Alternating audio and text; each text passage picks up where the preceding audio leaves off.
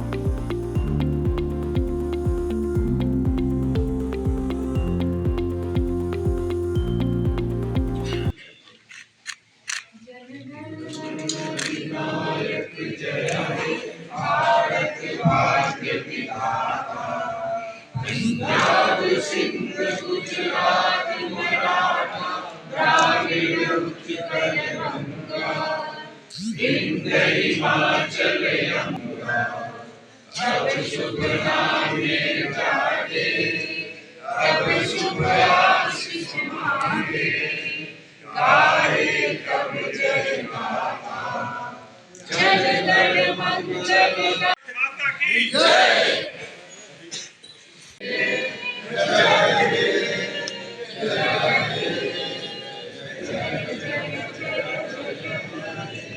संवैधानिक अधिकार दिलाने की नियमकारी थी।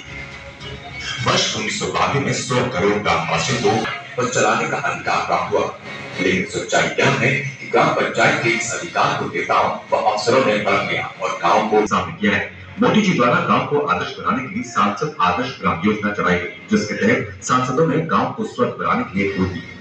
काशी में नरेंद्र मोदी द्वारा, जयपुर मथुरा में हेमा मालिनी द्वारा राम, अयोध्या में लल्लू सिंह द्वारा दिदौली, लखनऊ में राजनाथ सिंह द्वारा बेटी। कांग्रेस की साथी नैतिक पार्टी ने शुरू किया गांव सरकार संवैधानिक अधिकार। प्रधानमंत्री मोदी जी के द्वारा गोद लिए गांव जयपुर पहुंची नैतिक पार्टी। संविधान दिलाकर गांव सरकार स्थापित करने के उद्देश्य नैतिक पार्टी ने गांव सरकार संवैधानिक अधिकार अभियान जिस जगह मैं खड़ा था वहां मैंने पूछा गांव वालों कि भाई राधा रानी का एक गांव है, इतनी वाली देवी है, इस गांव में इस जगह पे जब हम लोग खड़े हैं क्या वो खड़ी हो सकती है हेमा मालिनी? हेमा मालिनी कह रहे हैं नहीं साहब यहाँ तो नहीं खड़ी। मैंने कहा मैं तो खड़ा हूं, मेरा गोद लिया तो गांव नहीं है और उसका गोद लिया गांव है, वो नहीं खड़ी। जिस गांव को उसने गोद लिया उस जगह के नहीं खड़ी रहती, इतनी ठंडी और इतनी बदबूदार। अब इस देश के 5 महानतम शक्तिशाली लोगों के गांव के आदर्श गांव में मैं गया और इन आदर्श गांव के बारे में मुझे देख के जो पीड़ा हुई, कभी कभी नींद में भी कोई अगर चित्र आ जाते हैं तो नींद मेरी उछट जाती है और मैं जब से उदास होने लगा तो मेरी श्रीमती जी ने कहा कि आप उदास हो रहते हैं। हमने कहा जब भी वो ध्यान आता है उन लोगों का, उनके चेहरे, उनकी समस्या का सफ़र तो हम लोग बताया कि मैंने कि व्यवस्था के खिलाफ हम लोग लड़ते थे और व्यवस्था के खिलाफ नैतिक पार्टी 16 साल से लड़ती थी, चुनाव में भाग लेती रही। लेकिन व्यवस्था का हम लोगों को लगता है कि 16 साल तक हम लोग पकड़ नहीं पाए।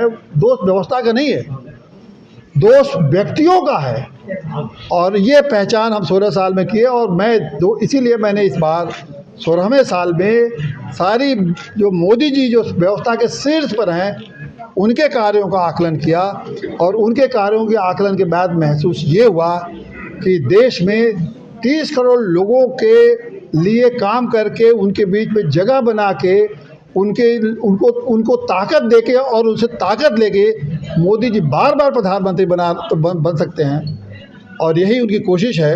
लेकिन 100 करोड़ लोगों का जो उपेक्षा और उपहास हुआ है, गांव में मैं गांव में गया, उन 5 गांव में जो आदर्श गांव है जिसको मोदी जी ने और राजनाथ सिंह ने, स्मृति ईरानी ने और तमाम उनके पांचों जो मथुरा, काशी और अयोध्या के जो 5 क्षेत्र हैं, वहाँ जो आदर्श गांव जो उन्होंने गोद लिया, उन गांव के आदर्श गांव के जो गोद लिए गांव को आप देखें, मैं गारंटी और चैलेंज के साथ करता हूं कि उन गांव में जितने सांसद हैं, जितने मंत्री हैं, जिनके अधिकारी हैं, 5 मिनट भी खड़े नहीं हो सकते हैं। ऐसा गांव उन्होंने बना रखा है।